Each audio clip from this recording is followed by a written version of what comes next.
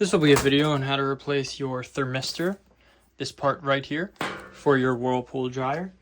I have the model number WGD5620HW0, but this applies to many models as this part is cross-referenced across, almost their entire parts catalog. On this dryer specifically, it doesn't seem to have an inlet and outlet thermistor, so this is actually one thermistor for the whole dryer. So the first step you're going to do is unplug the power. And then you're going to come back here, and I've already removed them, but there are two screws right here. And for those who use a 5/16 socket. Once you've removed those two screws, you can just pull back. Should have a little gap in the front. And then you can just take this whole thing right off. Once that's off, we're going to want to take out the control panel on the front.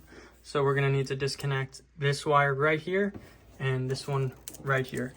So for this, you will need to lift up that little tab with one finger. It's very hard to do with the camera, but you'll lift this up essentially and pull back, and it'll come apart just like that. For this plug, you'll want to pull this one back, this little tab right here back, and then pull directly up on this plug. Not towards the wires, but actually up this way. You got those wires unplugged.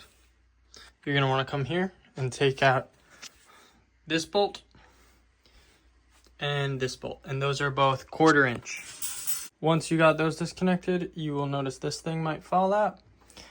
Just keep that when you reinstall it. Then you're gonna pull up, and then you can pull this thing out. Just be wary. This wire is clipped in right there. So you can either pop this little pencil thing out by squeezing it and pushing down, or you can undo the clip at the bottom, either one. And then you'll just feed the wire right back here. Once you pop that out, you got 3 more 1/4 inch.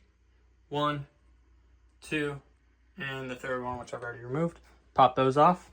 Once you got those popped off, there'll be 4 more down here. So if you open the drawer and come under here, don't do these outside ones, but you can do the middle 4. So there'll be 1, 2, 3, and 4. You'll want to go ahead and pop off Phillips number 1 and Phillips number 2. Now once everything is out, those 3 5/16 on the bottom, 3 5/16. Once you have everything out, so you have 3 5/16 unscrewed from the top, 4 from the bottom, and then there's 2 Phillips on the inside. You're going to pull this whole assembly up and then off. So you'll pull it up using this, and then you can just slide it off. There'll be 1 wire, and there'll also be some pulleys that you need to watch for. So once I have it off, I'll kind of break it down in a little bit more detail. Now that you've got that door pulled off, one thing to note was you should have fished this through. Now the pulley mechanism I was talking about, I was actually mistaken. It's not on that front cover, but it's on this kind of inner frame assembly.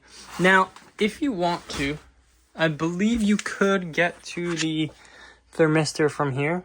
It's actually right up in there, but it does make it quite a bit easier to take this front cover off. So let me show you guys how to do that now. And I believe it starts with popping these off, but first you might want to clean all this lint that you've discovered out. Now to remove this kind of blower ducting, there are 3 5/16, 1 there, 1 there, 1 there, and then 2 on the inside, right in there and there. And you also want to take your filter vent out. Once you get those off, these 2 parts should come apart. You'll want to disconnect this wire so you can feed this through. Actually, you won't need to do that.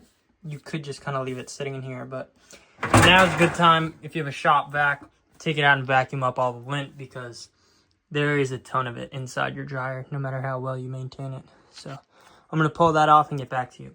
Now from here, we're going to be replacing this part right here with the 2 red wires on it.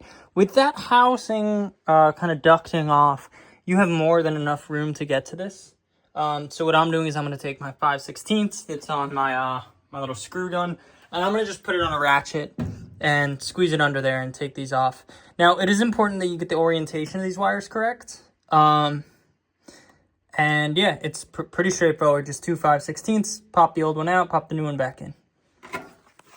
Now, when you're assembling this front ducting housing, you want to make sure that the lip of the housing goes right over the lip of the actual blower. So this part should go over that part, and it won't feel like a proper, like it doesn't feel very significant when you actually slip it over, because it's just a tiny lip, and this piece of felt acts as the sealer.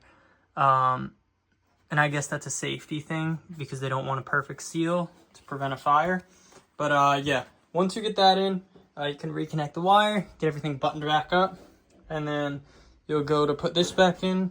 What I recommend doing is, it's a bit heavy, so you're just gonna rest it on the drawer, and then line these up. And then once you have those lined up, you can screw all your little 1/4-inch bolts back in.